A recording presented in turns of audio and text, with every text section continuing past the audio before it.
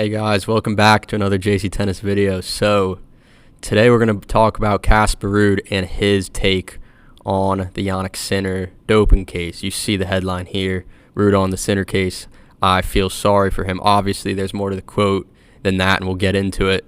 Casper, he's playing Acapulco this week. He got a good win yesterday against Rinderknech.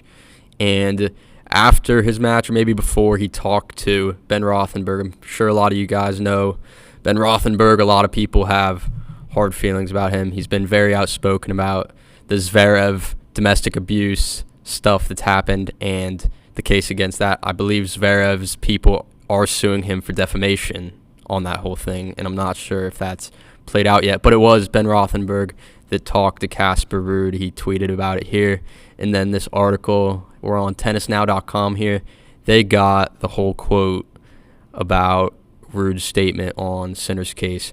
So I'm just going to read this thing off and then give a few thoughts afterwards. So Ruud said, I feel sorry for Jannik. He's, in my view, not done anything intentionally. And it's not the first time it has happened, but it doesn't happen often. That settlements happen in a potential doping sentence, which was probably surprising for a few people. When you look at the legal system, it's not unusual that it happens when someone is about to go to trial. There's many other cases where settlements happen just before a trial. So my understanding, if I was in Jannik's shoes, of course I would love to have the possibility to defend myself in an open trial, which I'm sure he was going for. But when you go to trial, if I try to put myself in his shoes, if you go to trial, there's always a risk that you might be found guilty, even if you aren't guilty. If the juries or the judges see things in a different way, look at how many cases in the world someone has gone to jail when he wasn't guilty or she wasn't guilty. So, there's always a risk that you might be found guilty, even though you aren't. So a settlement of 3 months or a suspension of 3 months was something that both were happy to do. Still, I feel sorry for Jannik. He will be out. He will miss 4 of the 9 Masters 1000s for something he didn't intentionally do. So I hope he keeps his head high. Me personally, I'm always rooting for him. I think it's a joy to watch him play, and I hope 3 months go by quickly for him. Yeah, it's just sad for him, and tennis is a sport when the world number one goes through something like this. And yeah, I guess that's kind of my thought about it at the moment. So yeah, he's definitely not really happy about the whole thing. He probably thinks that he shouldn't have really gotten suspended at all because he does not believe Jannik didn't intentionally do it, and most people don't think Jannik intentionally did it, but it's impossible to know for sure.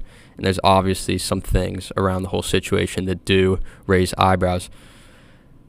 I don't have much of an opinion on the whole situation at this point. I feel like it's gone on for so long. I'm almost excited for these 3 months to just be over and then the tennis world can kind of move on.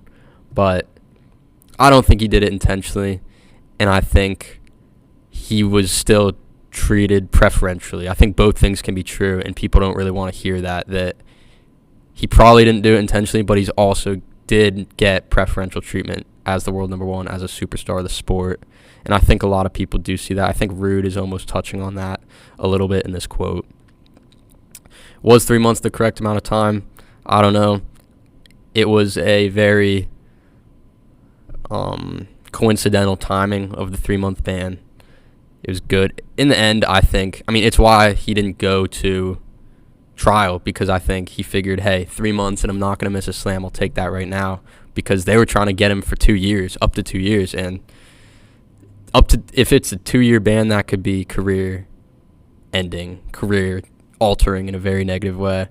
It would be hard to, I think, be the same player. But 3 months and you're not missing a slam, he's far and away the best player in the world right now, in my opinion. He has a chance, he does have a genuine chance to win the calendar slam. And I think he's like, oh, if that can still be a possibility, why would I potentially mess that up by going to trial?